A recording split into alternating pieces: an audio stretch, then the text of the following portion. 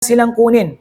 Nabibrainwash sila agad, di ba? At gayon din, yung iba sa mga dahilan doon, insyaAllah ta'ala, ay malalaman natin dito, insyaAllah.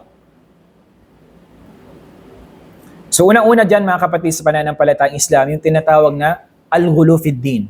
Yung pagmamalabis natin sa relihiyon ng Allah subhanahu wa ta'ala. Ibig sabihin nun, kahit na hindi ginawa ng Propeta Muhammad sallallahu alaihi wasallam, ginagawa natin. Hindi naman ginawa ng mga sahaba, ginagawa natin. Walang dalil mula sa Quran, di ba? Katulad din ng pagmamalabis natin sa mga salihun, sa mga mabubuting tao. Ito isa sa mga dahilan kung bakit hindi nagiging matatag ang pananampalataya natin sa relihiyon ng Allah subhanahu wa ta'ala.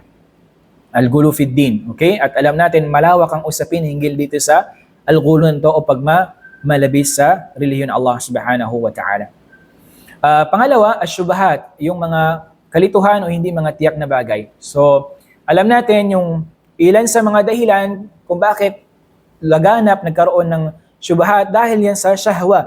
Yung syahwat, yung sariling kagustuhan. Dahil sa sariling kagustuhan ng isang tao ay nagpakalat sila ng mga kalituhan sa mga kamusliman o fitna sa mga kamusliman. Okay? Pangatlo, mga kapatid, sa pananampalatayang Islam, yung tinatawag na al-jahlu bid-din, yung kamangmangan sa relihiyon ng Allah subhanahu wa ta'ala.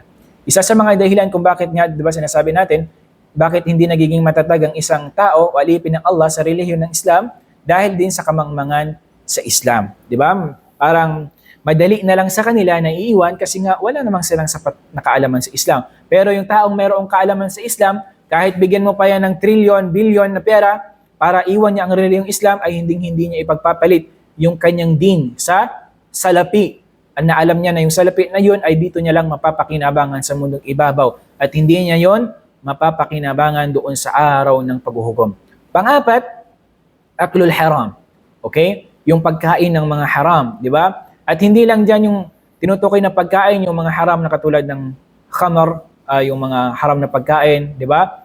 Bagkus, kabilang din doon yung pagkuha ng kayamanan ng mga item, yatim, yung mga ulila, gayon din yung riba, alam natin, yung mga patubuan, ito ay ilan sa mga haram na mga pagkain, di ba? Yung pera na nakukuha natin doon, kinikita natin, yun ay haram, di ba? Kahit nasabihin natin konti lang, pero yun ay mayroong malaking epekto sa relihiyon natin, sa ating pananampalataya. Okay? Kaya nang sa ganun, ay mas sumihina yung ating pananampalataya sa Allah at hindi tayo nagiging dahilan yun ng pagkasira natin at hindi natin pagiging matatag sa relihiyon Allah subhanahu wa ta'ala.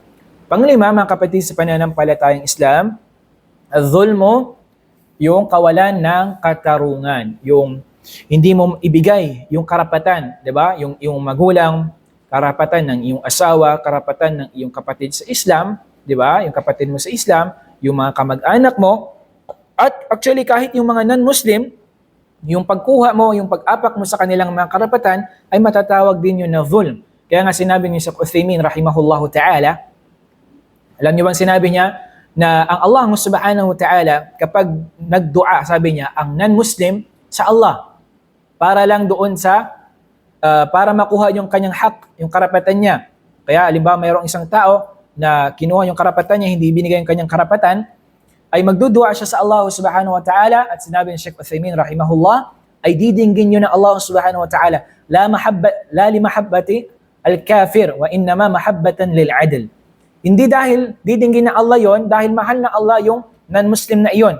La, bagkos didinggin yun ng Allah subhanahu wa ta'ala, i-accept ng Allah subhanahu wa ta'ala dahil ang Allah subhanahu wa ta'ala ay adl. Ibig sabihin, ang Allah subhanahu wa ta'ala ay makatarungan sa kanyang mga alipin. Actually, marami pa po, mga kapatid, sa pananampalatayang Islam, at maraming iba talaga na maaari nating isama dito. Nga lang, siyempre, short din tayo sa time at alam natin, ang bawat isa sa atin ay mayroong tayong mga obligasyon at kayo na tulabul ilm, siyempre, hindi rin talaga maiinam yung itala, ibig sabihin pagpapahaba.